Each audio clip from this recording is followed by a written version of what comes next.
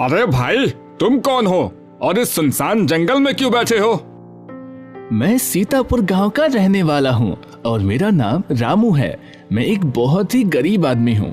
आज सुबह ही मेरी पत्नी ने मुझसे झगड़ा किया और मुझे खरी खोटी सुनाकर घर से निकाल दिया।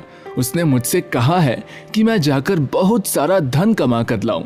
इसीलिए मैं किसी काम की तलाश में अपने घर से निकला हूँ और चलते चलते थक कर इस पेड़ के नीचे बैठ गया। रामू, मैं देवपुर का प्रसिद्ध ज्योतिषी हूँ, चंद्र नारायण। अगर तुम चाहो तो मैं तुम्हारी गरीबी को दूर करके तुम्हें राजा बना सकता हूँ। क्या सचमुच ऐसा हो सकता है? हाँ रामू, ऐसा हो सकता है, लेकिन राजा बनने के लिए तुम्हें थोड़ा कष्ट सहना पड़ेगा। कष्ट? कैसा कष्ट? रामू, मुझे तुम्हारे हाथों में राजयोग की रेखा बनानी पड़ेगी। लेकिन हाथ में ऐसी रेखा किस प्रकार बनाई जा सकती है? मुझे कटार से तुम्हारी हथेली पर एक रेखा खींचनी होगी। ऐसा करने से तुम्हें थोड़ा दर्द तो महसूस होगा, लेकिन उसके बाद तुम्हारी किस्मत बदल जाएगी और तुम्हारी किस्मत के बंद दरवाजे हमेशा के लिए खुल जाएंगे। ज्योतिषी की बात सुनकर रामू सोच में पड़ गया और फिर कुछ देर तक सोचने के बाद वह कहने लगा, मुझे आपकी बात मंजूर है ज्योतिषी जी। आप जल्दी से मेरी हथेली पर एक ऐसी रेखा खींच दीजिए। यह सुनकर ज्योतिषी ने अपनी कटार निकाली और रामू के हाथ में एक राजयोग की रेखा बना दी और फिर बोला, रामू, अब तुम यहाँ से जाओ। तुम्हारी किस्मत में राजयोग अब बन चुका है। जल्दी ही तुम किसी देश के राजा जरूर बनोगे। रामू ने ज्योतिषी को प्रणाम किया और वहाँ से चल दिया। उसके जाने के बाद ज्योतिषी भी देवपुर की ओर निकल गया। रामू खुशी से उछलता कूदता आगे बढ़ जा रहा था। राजा बनने की खुशी में वह काम धंधे की बात तो पूरी तरह से भूल ही चुका था। अब तो वह यह सोच रहा था, अब मैं राजा बन जाऊंगा तब अपने गांव वालों को दिखाऊंगा कि मैं निखट्टू नहीं हूँ। मुझे राजा बना हुआ देखकर मेरी पत्नी जानकी और बच्चे बहुत ही खुश हो जाएंगे। इस नगर में जाने से पहले क्यों ना मैं इस मंदिर में शीश झुकाता चलूं। यह सोचकर रामू नजदीक के ही एक मंदिर में चला गया। मंदिर में जाकर उसने भगवान की मूर्ति को प्रणाम किया और कहने लगा, हे प्रभु, मुझ दुखियारी की पुकार सुन लो और मुझे गरीब से राजा बना दो। रामू भगवान की मूर्ति के आगे खड़ा था कि तभी दो सैनिक वहां पर आए और उससे कहने लगे, तुम्हें हमारे महामंत्री जी ने बुलाया है। लेकिन क्यों? इस प्रश्न का उत्तर तो महामंत्री जी ही देंगे। वे तुम्हारी प्रतीक्षा कर रहे हैं। अच्छा, तो फिर चलो। रामू उन सैनिकों के साथ चल पड़ा। जैसे ही वह मंदिर के आंगन में पहुंचा तो महामंत्री ने आगे बढ़कर उसका स्वागत किया और कहने लगा, आइए हुजूर, आइए, हम आपका स्वागत करते हैं। यह महामंत्री मुझे इतना आदर क्यों दे रहा है? यह सब क्या माजरा है? मैं किसी चक्कर में तो नहीं फंसने वाला हूँ। रामू को सोच में पड़े हुए देखकर महामंत्री कहने लगा, हुजूर, आप अपने मन में किसी भी तरह की कोई शंका ना रखें। हम तो आपको एक बहुत ही ऊंचे ओहदे पर बैठाने वाले हैं। ऊंचा ओहदा? वह कौन सा? हाँ हुजूर, आज से आप दौलतपुर राज्य के नए राजा होंगे। यह सुनकर रामू हैरान रह गया और बोला, राजा और मैं? यह मैं क्या सुन रहा हूँ? कहीं मैं खुली आंखों से कोई सपना तो नहीं देख रहा? नहीं हुजूर, यह सपना नहीं बल्कि बिल्कुल सच है। आज सुबह की ही बात है। दौलतपुर राज्य में हमारे महाराज दौलत सिंह की मृत्यु हो चुकी है। उनकी कोई औलाद नहीं थी, इसीलिए इस राज्य के रिवाज के अनुसार राजा की मृत्यु के 2 दिन जो भी परदेसी सबसे पहले इस मंदिर में शीश झुकाता है वही राजा बनता है। और आप पहले परदेसी हैं जिसने हमारी इस प्रथा को पूरा किया है, इसलिए आज से आप हमारे राजा हैं। रामू मन ही मन में सोचने लगा, ज्योतिषी ने मेरे हाथ में जो रेखा बनाई थी उसने इतनी जल्दी अपना कमाल दिखा दिया। मैं तो सचमुच राजा बन गया। हुजूर, आप किस सोच में डूब गए? सोच विचार छोड़िए और हमारे साथ महल में चलिए। वहां पर आपका आज ही राज तिलक किया जाएगा। हाँ हाँ मंत्री जी, चलिए। फिर मंत्री आदर सहित रामू को राजमहल में ले जाता है। वहाँ पर रामू का राज तिलक किया गया। महामंत्री ने सभी को बताया, नगर वासियों, आज से राजा रामेश्वर सिंह हमारे नए राजा हैं। भाग्य बदलते ही रामू अब राजा बन चुका था। साथ ही साथ वह रामू से अब रामेश्वर से हो गया था।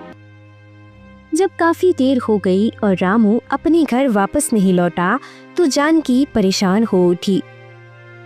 हे भगवान, अब मैं उन्हें कहाँ पर ढूंढूं? सारे गांव वालों से उनके बारे में पूछताछ तो कर चुकी हूँ, पर उनका कोई पता नहीं चल रहा। गांव वालों का कहना है कि उन्हें दोपहर को गांव से बाहर जाते देखा था। हे भगवान, वो कहाँ गए होंगे? वो ठीक तो होंगे ना? मुझे उनकी बहुत चिंता हो रही है।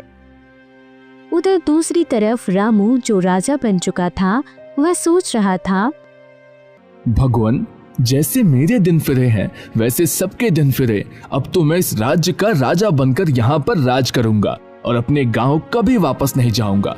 कल ही मैं सैनिकों को भेजकर जानकी और बच्चों को भी यहाँ बुलवा लूंगा। वो तीनों मुझे राजा बना हुआ देखकर बहुत खुश हो जाएंगे। अगर जानकी और बच्चों को बुलवा लूंगा तो उन्हें देखकर यहाँ के लोगों को मालूम पड़ जाएगा कि मैं असल में बहुत ही गरीब परिवार से हूँ। नहीं, मैं उन्हें यहाँ पर नहीं बुलवाऊंगा और अपना पता भी उन्हें नहीं दूंगा। जानकी ने मेरे ही घर से मुझे निकाल दिया था और मेरा कितना अपमान किया था। वह मेरी पत्नी बनने के लायक ही नहीं। अब मैं तो राजा बन गया हूँ। अब मैं किसी देश की राजकुमारी से विवाह करूंगा। यह सोचकर रामू ने अपनी आंखें मूंद ली और फिर चैन की नींद सो गया। दूसरे दिन उसने अपने महामंत्री को आदेश दिया, महामंत्री जी, हम देवपुर के ज्योतिषी चंद्र नारायण को यहाँ पर बुलवाना चाहते हैं। जो आज्ञा महाराज। प्रधानमंत्री ने तुरंत ही एक सैनिक को आदेश दिया कि वह देवपुर के लिए रवाना हो जाए। ज्योतिष चंद्र नारायण को यहाँ पर बुला कर ले आए।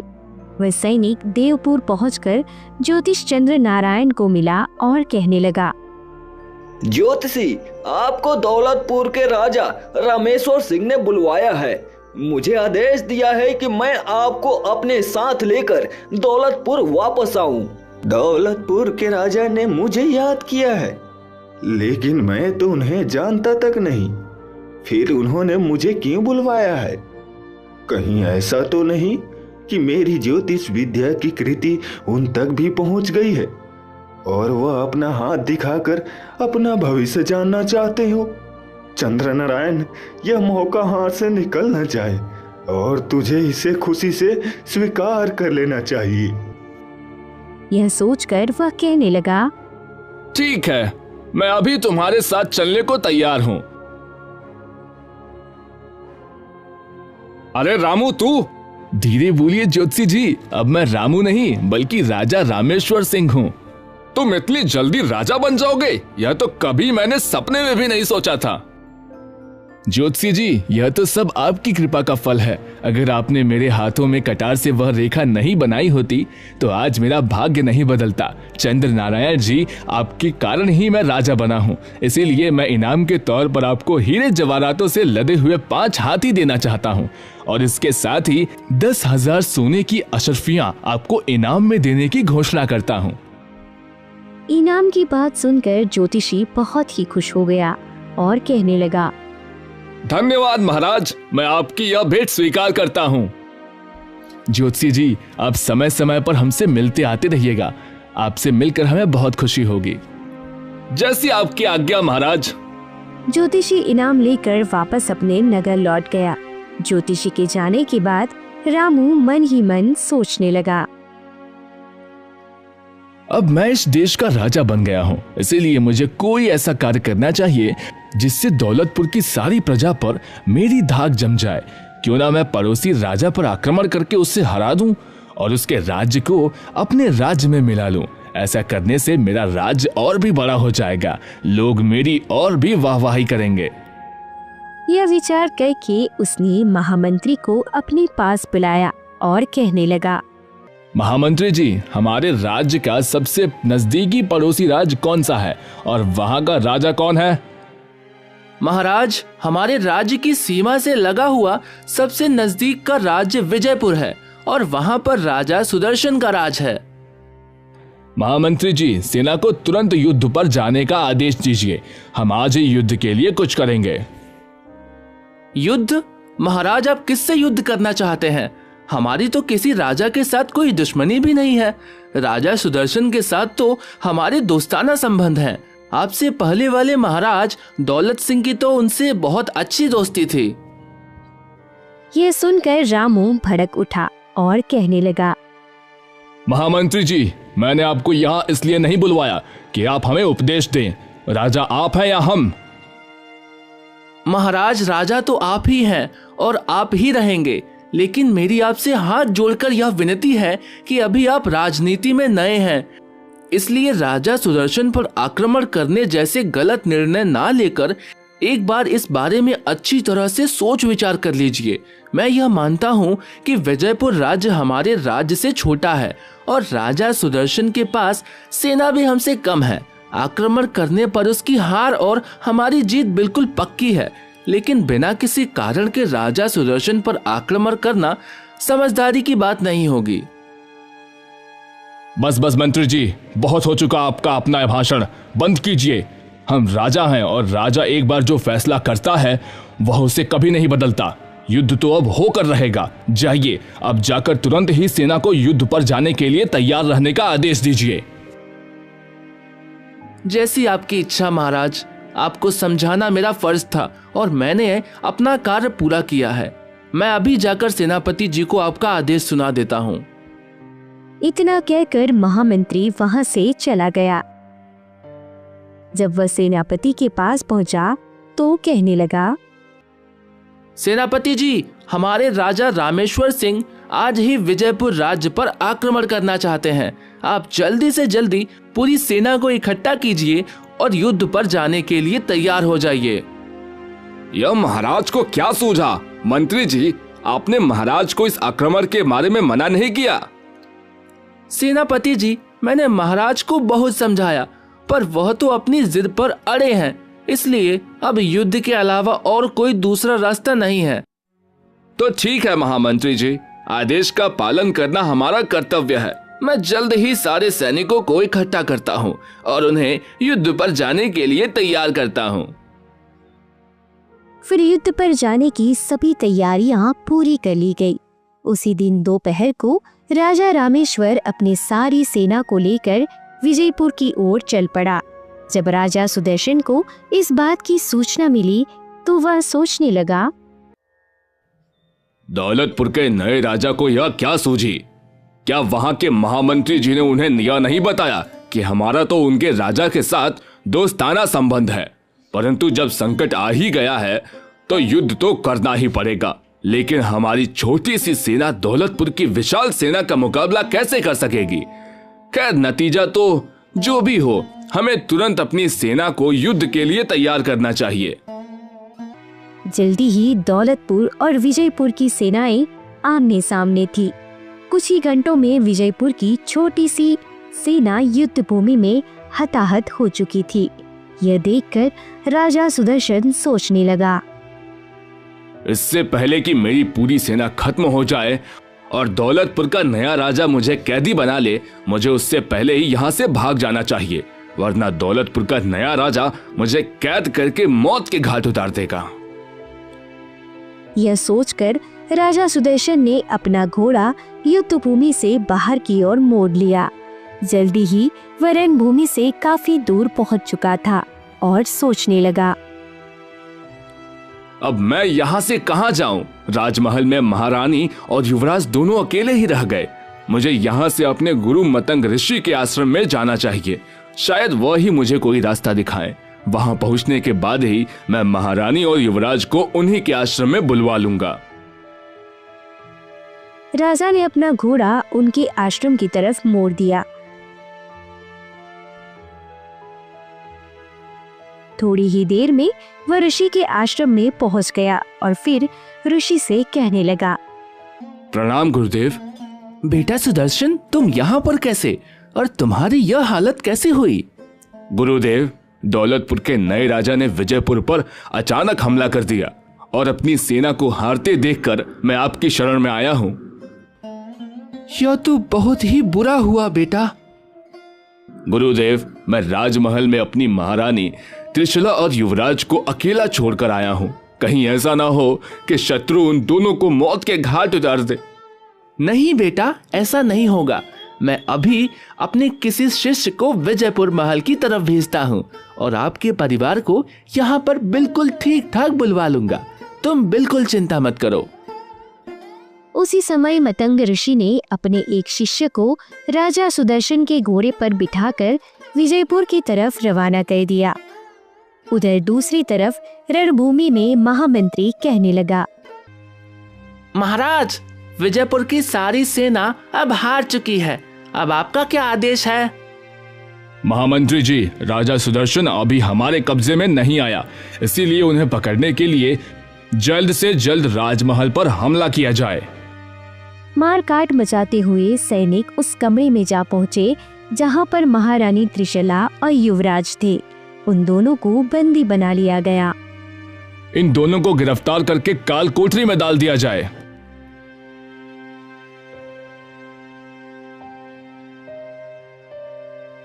महामंत्री जी, राजा सुदर्शन नहीं मिले तो क्या हुआ? उनकी पत्नी और उनका बेटा तो हमारी कैद में है। जरूर एक ना एक दिन राजा भी हमारी कैद में आ जाएंगे। ये देखते हुए महामंत्री मन ही मन सोचने लगा, लगता है रामेश्वर सिंह को राजा बनाकर हमने ठीक नहीं किया। यह तो बहुत ही क्रूर है, जो औरतें और बच्चों को भी कैद खाने में रखता है।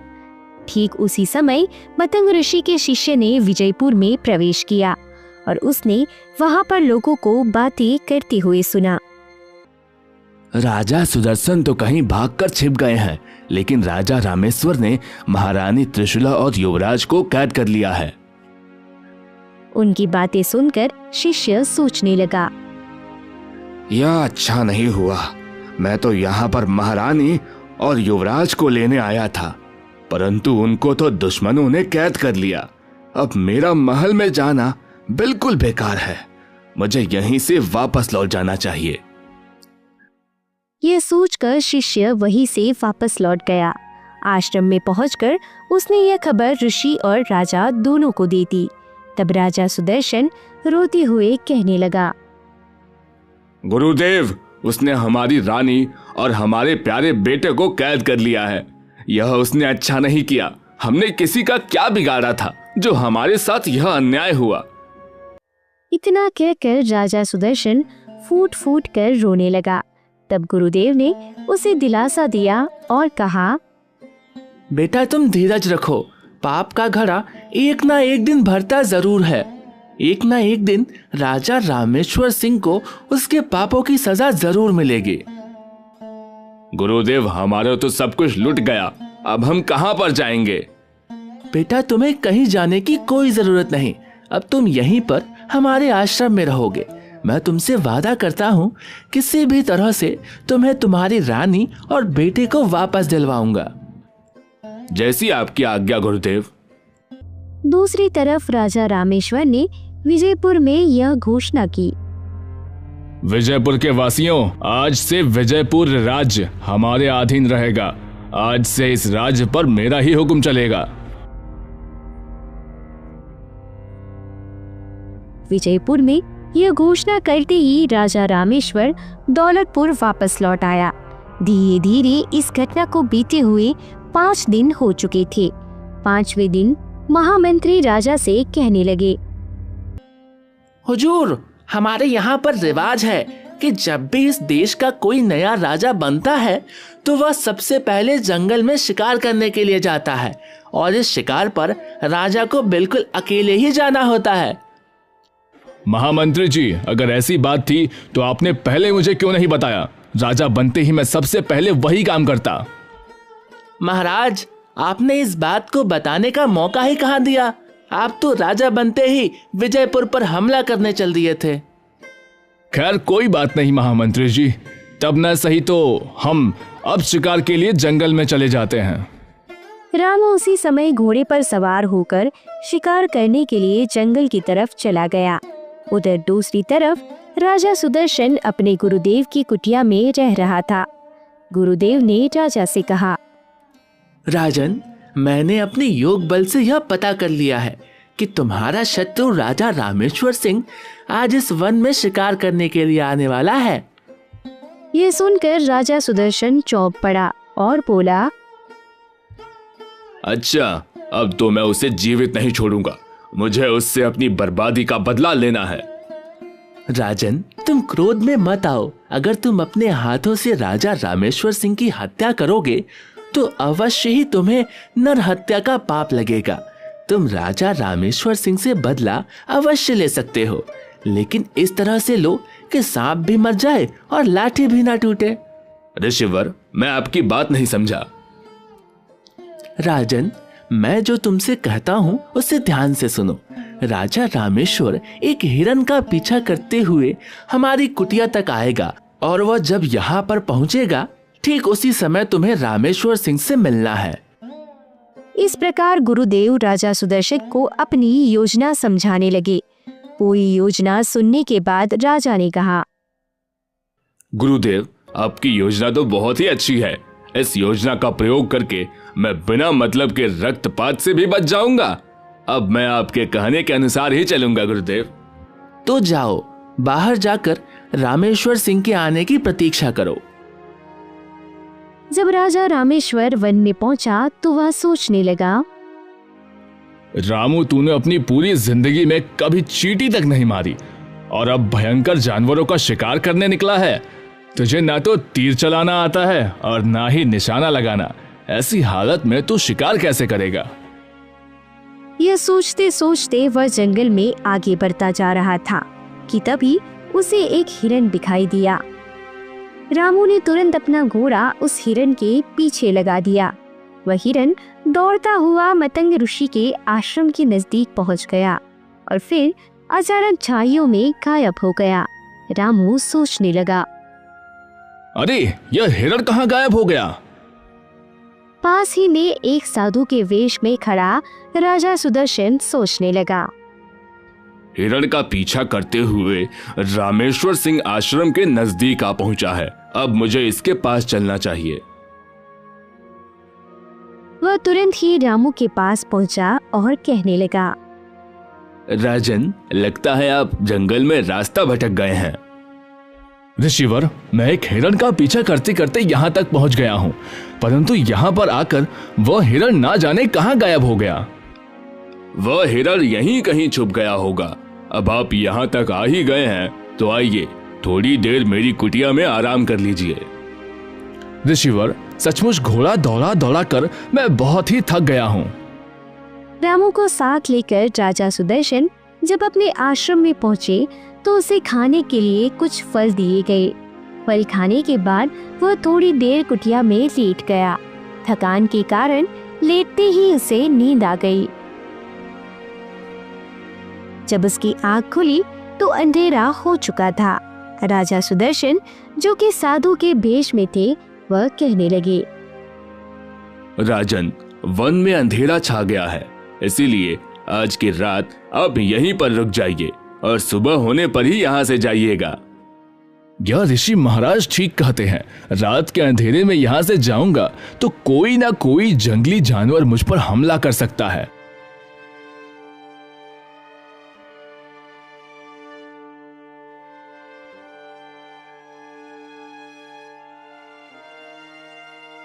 सुबह जब आश्रम से चलने लगा तो साधु वेशधारी सुदर्शन कहने लगा, वत्स, मुझे लगता है कि आप कोई चक्रवर्ती राजा हैं। रामू अपनी सच्चाई छुपाना चाहता था और वह बोला, मैं दौलतपुर के राजा रामेश्वर सिंह का महामंत्री हूँ ऋषिवर। यह सुनकर सुदर्शन मन ही मन सोचने लगा, यह सफेद झूठ बोलता है, जैसे मैं इसे पहचानता ही नहीं। ऋषि महाराज, इस सुनसान वन में आप जैसे तपस्वी संत से भेंट हो गई, यह तो मैंने कभी सोचा भी नहीं था। आप मुझे अपना परिचय दीजिए कि आप कौन हैं। भाई, हमारा क्या परिचय, हम तो सन्यासी ठहरे। ऋषि की विनम्रता से रामू बहुत ही प्रभावित हुआ और कहने लगा, जो सच्चा ज्ञानी होता है वो ऐसी ही बातें करता है। आप मुझे अपना सेवक समझिए और अपना पूरा परिचय दीजिए। सुनो राजन, मैं बहुत समय से यहाँ पर इसी वन में रह रहा हूँ। मेरा नाम एकत्नु है और सृष्टि के आरंभ में मेरा जन्म हुआ था। तब से मैंने दूसरा शरीर धारण नहीं किया, इसलिए मेरा नाम एकत्नु है। ऋषिवर, आप सृष्टि के आरंभ में पैदा हुए और इतने साल बाद भी आप जीवित हैं। इसमें आश्चर्य की कोई बात नहीं है। तपस्या से सब कुछ संभव है। तपस्या से ही मैं सर्वज्ञ बन गया हूँ। चाहो तो मैं तुम्हें इस बात का प्रमाण अभी दे सकता हूँ। तुमने मेरे सामने अभी अभी झूठ बोला है। तुम राजा रामेश्वर सिंह के महामंत्री नहीं, बल्कि खुद राजा रामेश्वर सिंह हो। ऋषिवर, आप तो सचमुच अंतर्यामी हैं। राजन, मैंने तो तुम्हें शुरू में ही अपने तप के प्रभाव से तुम्हारे बारे में सब कुछ जान लिया था। मैं तुम्हें आशीर्वाद देता हूं कि तुम्हारा यश तीनों लोकों में फैले। लेकिन क्या ऋषिवर? राजन, यूं तो पृथ्वी के सभी राजा तुम्हारी दास्तां स्वीकार कर लेंगे, लेकिन अपने राज्य के सभी ब्राह्मणों से तुम्हें खतरा है। ब्राह्मणों से खतरा? वह कैसे? हाँ राजन, यदि तुम ब्राह्मणों के क्रोध से बच गए तो इस पृथ्वी पर अनंत काल तक तुम्हारा राज्य होगा। ऋषिवर, आप मुझे बताइए कि ब्राह्मणों के क्रोध से कैसे बचा जा सकता है? तुम्हें अपने राज्य के सभी ब्राह्मणों को महल में एक महाभोज पर बुलाना होगा। उन्हें भोज में जो खाना परोसा जाएगा, उस खाने को खाकर सभी ब्राह्मण सिर्फ तुम्हारा ही गुणगान करेंगे। तब तो मैं जाते ही अपने राज्य के सभी ब्राह्मणों को भोज पर बुला लूंगा। लेकिन ऋषिवर, आपको भी मेरे साथ चलना होगा। राजन, वैसे तो मैं कभी किसी महल में नहीं जाता, लेकिन तुम्हारे खातिर मैं अपनी यह प्रतिज्ञा तोड़ दूंगा। मैं दौलतपुर जाकर अपनी देखरेख में ही सभी ब्राह्मणों के लिए भोजन तैयार करवाऊंगा। यह तो और भी अच्छी बात है ऋषिवर। ठीक है, अब तुम जाओ। आज से 3 दिन के बाद हम दौलतपुर आएंगे। उस समय तक तुम सभी ब्राह्मणों को भोज बनाने का निमंत्रण भेजो। जैसा आपका आदेश ऋषिवर। रामा अपने घोड़े पर बैठकर दौलतपुर की तरफ रवाना हो गया और इधर राजा सुदर्शन मतंग ऋषि के पास पहुंचा और कहने लगा, गुरुदेव, आपने जैसा मुझे आदेश दिया था मैंने वैसा ही किया। अब मुझे आगे क्या करना है? सुदर्शन, मैं तुम्हें एक खास तरह की जड़ी बूटी का रस दूंगा। दौलतपुर जाकर तुम्हें सबसे पहले रामेश्वर सिंह के सीधे हाथ की हथेली पर उस रस को डालना है। ऐसा करने से क्या होगा गुरुदेव? राजन, रामेश्वर सिंह के हाथ पर एक ज्योतिषी ने राजयोग की नकली रेखा बना दी थी। तुम जैसे ही उस रस को उसके हथेली पर डालोगे, उसके प्रभाव से वह रेखा उसी समय मिट जाएगी। ऐसा होते ही राज्य के सभी लोग रामेश्वर सिंह के खिलाफ हो जाएंगे और फिर भोज वाले दिन ब्राह्मणों के खाने के साथ क्या करना है यह तो मैंने तुम्हें बता ही दिया है।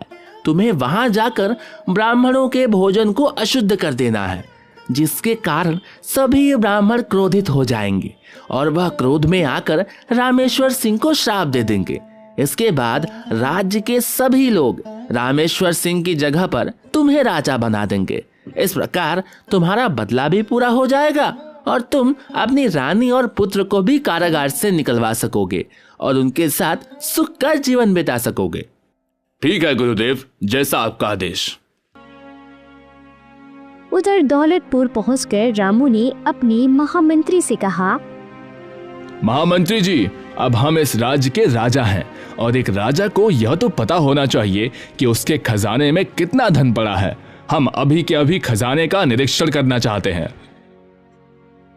महामंत्री तुरंत रामू को साथ लेकर खजाने में जा पहुंचा। इतनी दौलत देखकर रामू सोचने लगा, और ये इतनी दौलत तो मैंने कभी सपने में भी नहीं देखी। रामू जब खजाने का निरीक्षण कर रहा था कि तभी उसकी नजर वहां पर पड़े हुए कुछ खाली संदूकों पर पड़ी और वह महामंत्री से पूछने लगा। महामंत्री जी, यह संदूक खाली क्यों पड़े हैं? इनका धन कहाँ गया?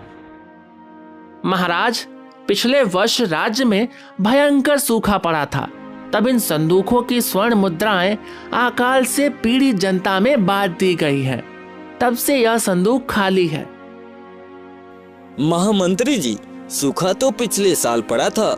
इस साल तो राज्य में खुशहाली नजर आ रही है, इसलिए राज्य के प्रत्येक आदमी से 50-50 स्वर्ण मुद्राएं कर के रूप में ली जाएं और इन खाली संदूकों को जल्दी से जल्दी भरा जाए।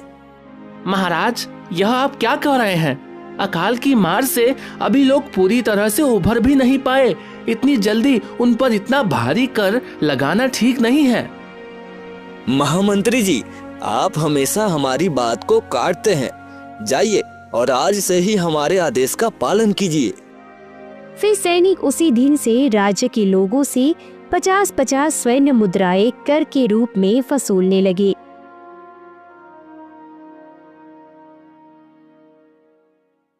ठीक 3 दिन के बाद साधु के वेश में राजा सुदर्शन रामू के पास पहुँचे। उन्हें देखकर रामू कहने लगा, ऋषिवर, आपका स्वागत है। राजन, अपने हाथ आगे लाइए, मैं आपके हाथ अमृत से धोना चाहता हूँ।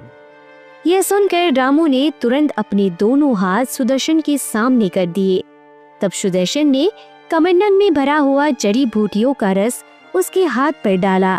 उस रस के प्रभाव से रामू के हाथ में जो ज्योतिष के द्वारा खींची हुई रेखा थी वह मिट गई। तब सुदर्शन कहने लगा, महाराज, आज संध्या के समय आप सभी ब्राह्मणों को भोज के लिए बुलवा लीजिए। ठीक है ऋषिवर, मैं अभी अपने आदमियों को भेजकर ब्राह्मणों को बुलवाता हूँ। शाम के समय जब ब्राह्मणों को भोजन परोसा गया तो ब्राह्मण चिल्लाने लगे, अरे यह क्या, भोजन में मांस के टुकड़े? लेकिन यह कहाँ से आए? हमने तो सात्विक भोजन बनवाया था।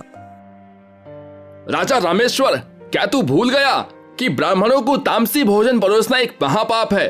तूने भोजन में मांस के टुकड़े परोसकर हमारा घोर अपमान किया है। इसलिए हम तुझे श्राप देते हैं कि तू राजपाट छोड़कर तुरंत ही भिखारी बन जाए। ब्राह्मणों का ऐसा बोलना था कि उसी वक्त रामू एक बार फिर से गरीब आदमी बन गया। यह देखकर साधु के रूप में आया हुआ सुदर्शन कहने लगा, रामेश्वर सिंह, यह सब तेरे घमंड और तेरे पापों का फल है। तूने मेरे निर्दोष परिवार और मेरे राज्य को बहुत नुकसान पहुंचाया था। यह उसी का परिणाम है। आज मैंने अपना बदला पूरा कर लिया।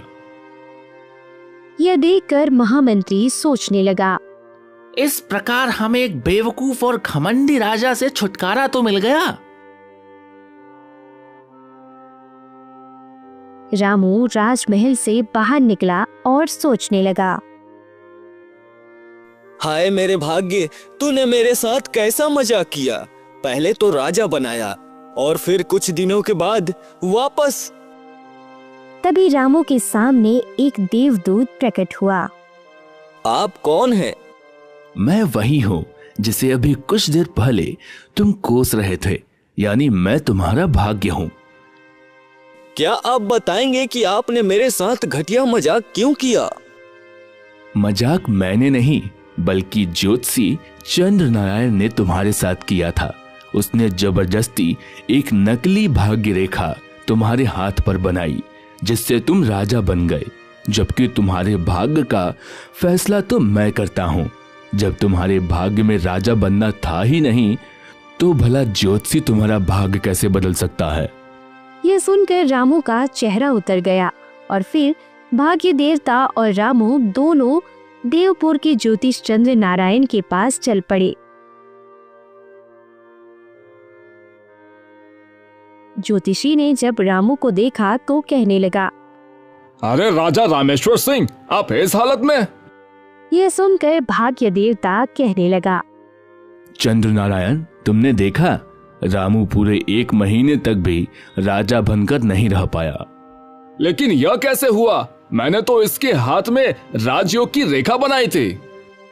जिस प्रकार तुमने रेखा बनाई थी उसी प्रकार वह रेखा मिट भी गई। भाग्य देवता, मैंने आपके फैसले को बदलने की कोशिश की, लेकिन मैं असफल रहा। मुझे माफ कर दीजिए। चंद्र नारायण, तुम एक ज्ञानी आदमी हो। याद रहे कि फिर कभी अपनी विद्या का गलत इस्तेमाल मत करना। रामू, अब तुम यहाँ से अपने घर वापस लौट जाओ। तुम्हारी पत्नी और बच्चे तुम्हारा इंतजार कर रहे हैं। जाओ, मेहनत करो और अपने परिवार का पालन पोषण करो।